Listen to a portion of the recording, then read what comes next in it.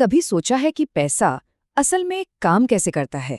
मतलब कुछ ऐसे नियम हैं जो किसी किताब में नहीं मिलेंगे, पर हमारी आपकी जिंदगी पर बहुत गहरा असर डालते हैं। तो आज हम पैसे के इन्हीं अनकहे अनलिखे नियमों को समझने की कोशिश करेंगे। चलिए सीधे मुद्दे पर आते हैं। ये तो बहुत आम बात है और फ्रस्ट्रेटिंग भी, है ना? कोई इंसान महीने भर जी तोड़ मेहनत करे और जब सैलरी हाथ में आए तो वो उम्मीद से काफी कम हो। सच कहें तो हम में से ज्यादातर लोगों के लिए पैसों की दुनिया से असली पहचान इसी झटके से होती है। तो सवाल वही है, बाकी के पैसे गए कहाँ?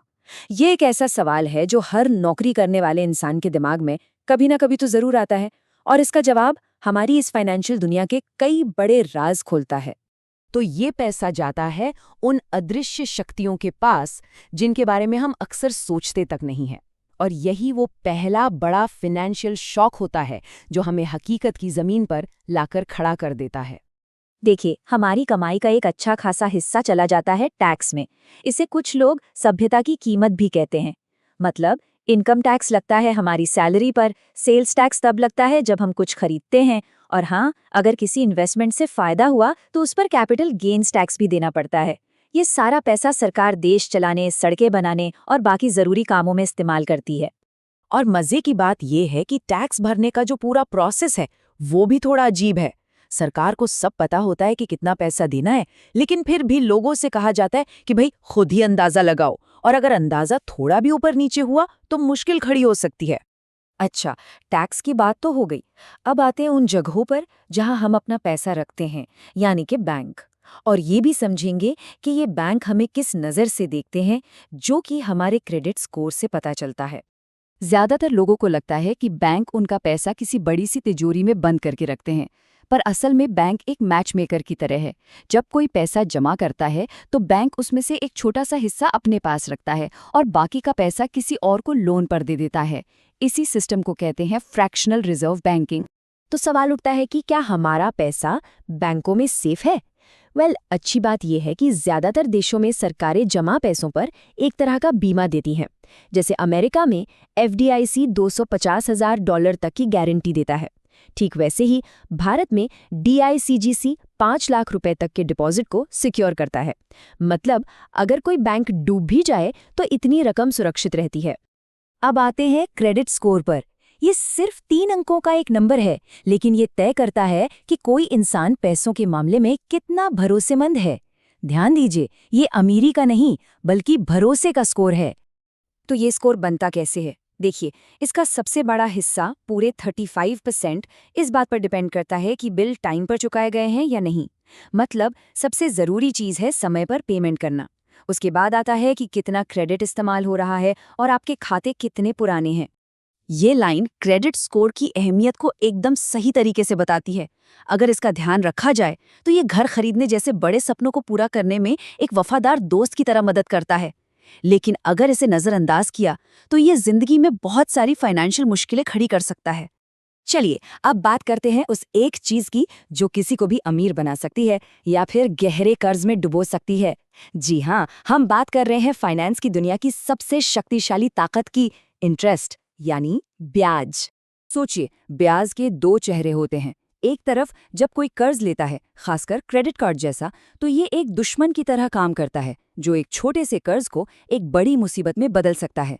लेकिन दूसरी तरफ जब कोई इन्वेस्ट करता है तो यही ब्याज एक वफादार कर्मचारी की तरह काम करता है जो दिन रात आपके पैसे को बढ़ाने में लगा रहता है।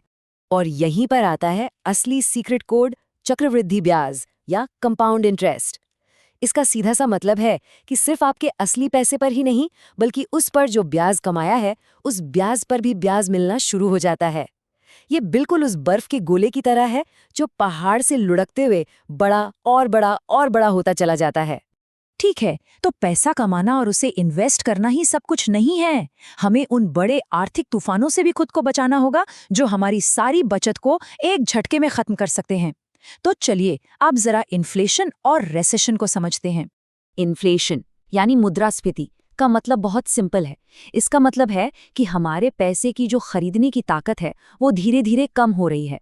मतलब 5 का नोट तो 5 का ही रहेगा, लेकिन अब उससे उतना सामान नहीं खरीदा जा सकता जितना पहले खरीदा जा सकता था। इसे ऐसे समझिए, आज अगर किसी के पास 100 रुपए हैं तो 1 साल बाद भी वो नोट तो 100 रुपए का ही रहेगा, लेकिन उस 100 रुपए से सामान कम आएगा। यही है इन्फ्लेशन का असर, जो चुपके चुपके हमारी सेविंग्स को दीमक की तरह खा जाता है। और फिर आता है रिसेशन, यानी मंदी। मंदी तब होती है जब पूरी इकोनॉमी कम से कम 6 महीने तक लगातार सुस्त पड़ जाती है। इसे ऐसे सोचिए जैसे कोई जबरदस्त पार्टी चल रही हो और अचानक सब कुछ बंद हो जाए। नौकरियां जाने लगती हैं, कंपनियां खर्चे घटा देती हैं और लोग सिर्फ सबसे ज़रूरी चीज़ों पर ही पैसा खर्च करते हैं। तो सवाल ये है कि इन सभी चुनौतियों के बीच कोई अपनी दौलत कैसे बना सकता है, उसे सुरक्षित कैसे रख सकता है? चलिए अब बात करते हैं कुछ असली रणनीतियों की, या यूं कहें कि अल्टीमेट चीट कोड की। इन्फ्लेशन से लड़ने और पैसे को सच में बढ़ाने का सबसे अच्छा तरीका है इन्वेस्टिंग, मतलब अपने पैसे को काम पर लगाना ताकि वो और पैसा कमा कर लाए। इसके कई रास्ते हैं, जैसे स्टॉक्स खरीदकर किसी कंपनी में हिस्सेदार बनना, बॉन्ड्स के जरिए किसी सरकार या कंपनी को पैसा उधार देना, या फिर रियल एस्टेट में पैसा लगाना। और यहाँ देखिए कंपाउंडिंग की असली ताकत। सिर्फ $1000 का एक छोटा सा इन्वेस्टमेंट 30 सालों में $17,000 से भी ज्यादा बन सकता है। इससे एक बात तो बिल्कुल साफ है, दौलत बनाने के लिए सबसे कीमती चीज पैसा नहीं बल्कि समय है। वैल्यू यानी कि मूल्य एक बहुत ही दिलचस्प चीज है।